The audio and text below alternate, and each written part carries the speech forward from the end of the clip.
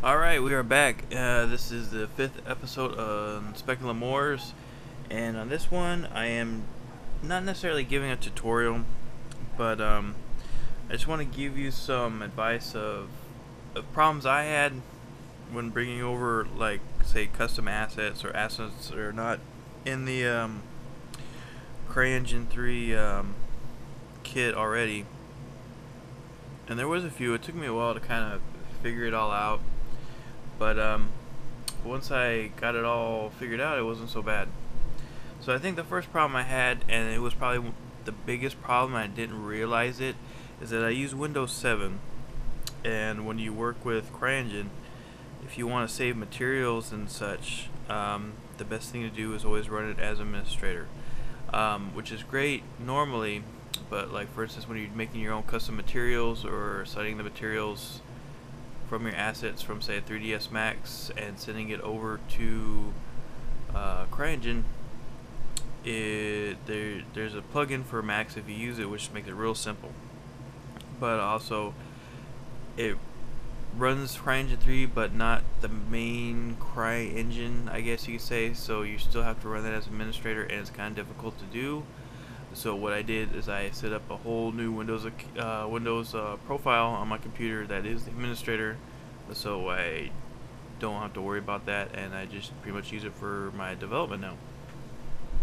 Oh, and before I go on to other stuff, the reason I want to just do tips and tricks or do it in this format is because there is a ton of tutorials on how to bring over your assets and stuff already, and I really didn't want to do another one, but I noticed ones here and there usually miss some things or don't mention things like the administrator aspect, and I'm just kind of trying to add those in to help people and show you different ways of doing it, or not necessarily different ways, but for instance, like right here, as you can see on the screen, I'm going to be setting up various maps with the CryTiff plugin via Photoshop. And most of your materials will just do your diffuse maps, which are your color maps. I don't see any tutorials that really go over like also setting over your spec maps or your bump maps. It's actually pretty simple if you are watching the video, but like I said, I didn't see too many other tutorials. They just put the regular maps in there and all that jazz. So I included that in this video so you can see how you set up your specular and bump maps in the CryEngine 3 via 3ds Max, and it's all CryTiff plugin via Photoshop. It's instead of doing like a bump map, you do your diffuse map. You want to save it as diffuse high quality, specular map, specular high quality, and bump maps, same thing, high quality or low quality, whatever you want to do, whatever the purpose is. I mean, perhaps maybe you do want to do low quality, you're trying to save some memory for performance and what have you. But yeah, and that also kind of leads me to the next tip. CryEngine has a plugin for everything. They have plugins for applications you probably wouldn't even think about. For instance, I believe there is even a ZBrush plugin, which I don't use because I bring over all my maps to Photoshop anyway. But yeah, so like if you're going to use CryEngine and you want to set up map materials and assets, get your plugins. Use Maya. There's a plugin for Maya. If you use Max, there's a plugin for Max for your base geometry. There's plugins for Photoshop. I'm sure there's other plugins for other applications out there.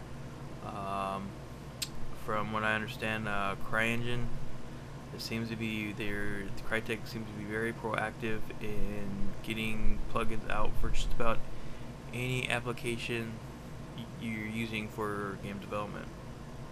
And the plugins actually are extremely useful once you get them set up correctly.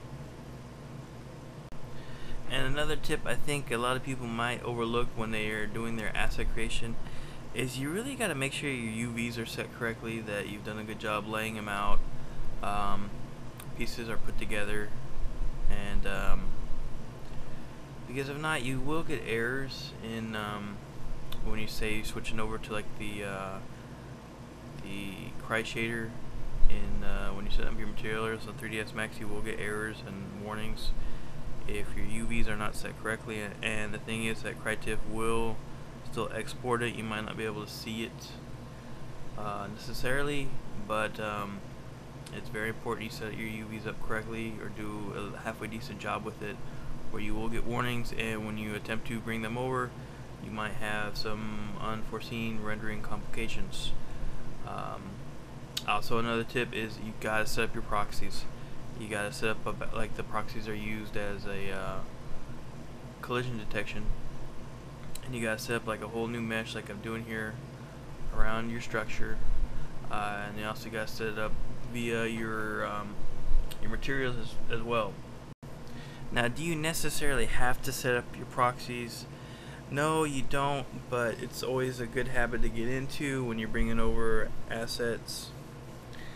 And the reason for that is, I'm sure you probably heard in other tutorials, if you don't set up a proxy, man, it's like you're going to be having the player walking through it, you're going to shoot it, the bullets are going to go right through it. It's just going to feel really weird if you don't have some sort of collision detection in your level, some sort of boundary around it.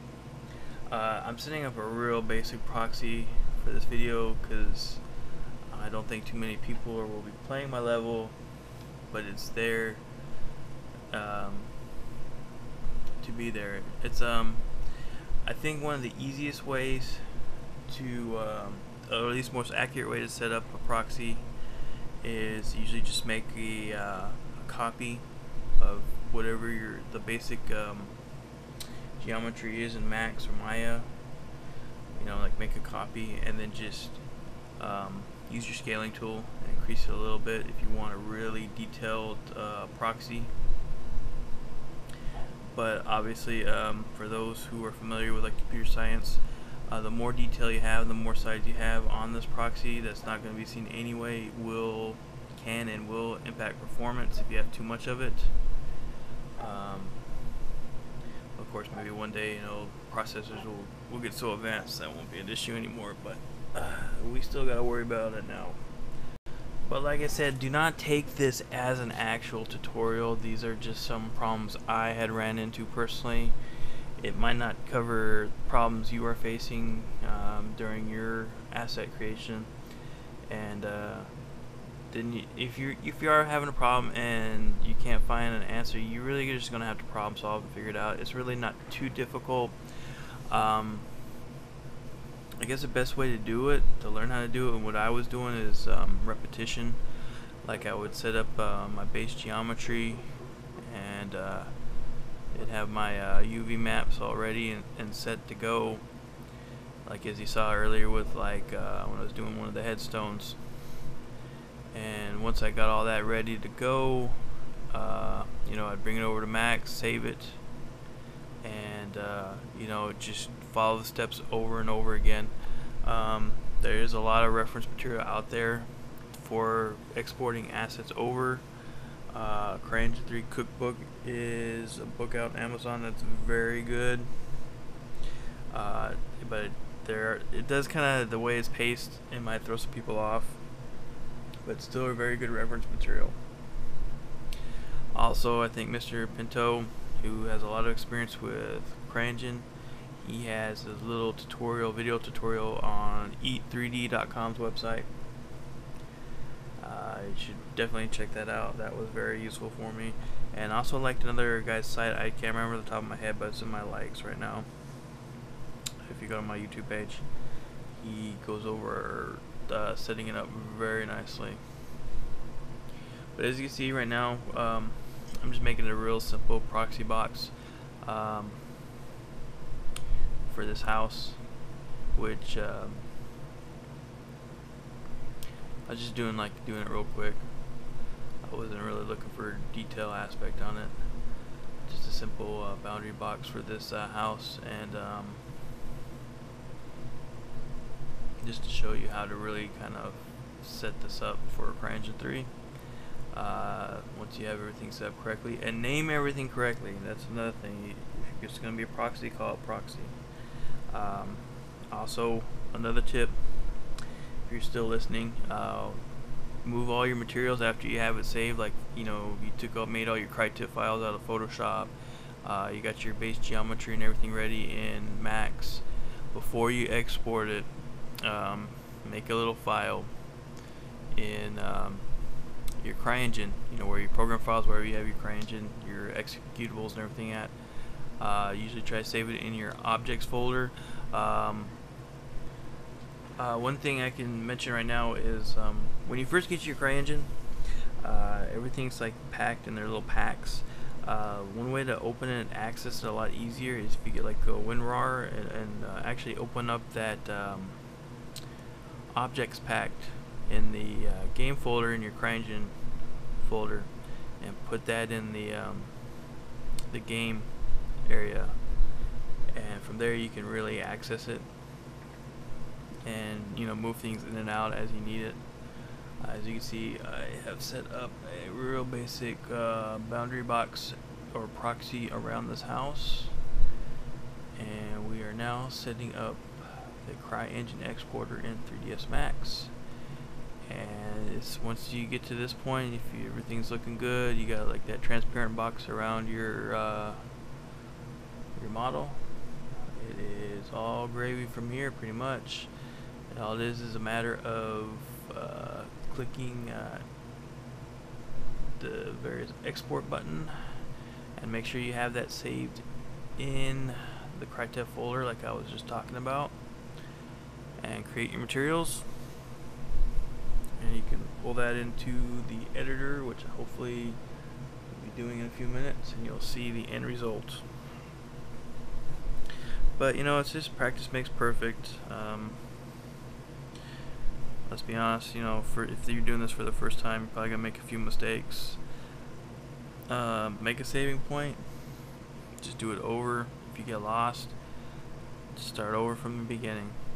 Once you get the hang of it and do it a few times, it's not too difficult, and with all the plugins, it makes it really easy. I'm sure there's other ways to do it, but I don't know why you would want to. I mean, especially if you're a game developer and you got a limited amount of time to get that game out anyway. I mean, if it saves time, why not do it? But yeah, this is me. What are we doing here? I believe saving the. No, we're starting the materials, I think, or yeah, this has got to be the material, because like when you first click that send over material button in the editor, it pops open this pops open CryEngine, but just like the material editor, so you can save this material after it exports it.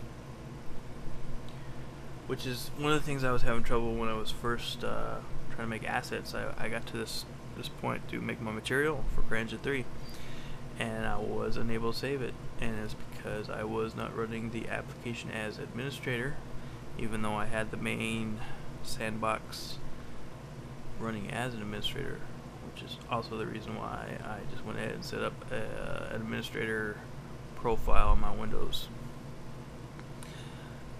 And then once you get it all over, you just set your proxy to, I think it's like no draw on this, so it's completely invisible to the player. Your boundary box is set up. All your maps are already set up in your material. You just save it and name it, and you can just put it on your model once you transfer it over to CryEngine 3, which I believe we are going to do in a few minutes here, or not a few minutes, but a few seconds.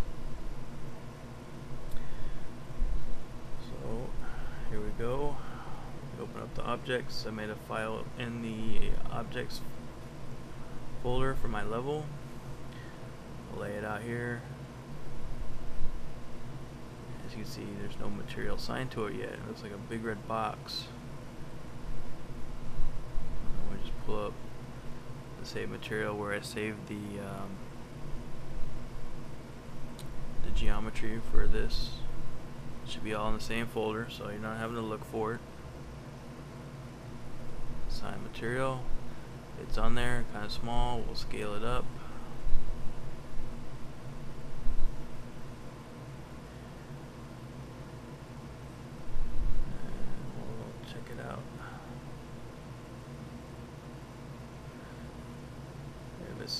can't do it with the mouse, and usually I'll type it in, as the case with this object here. I'm going to rotate it. This is going to be kind of like an inn. I'm going to have some sounds like people inside. Give the level some life, I guess. This player walks along the path.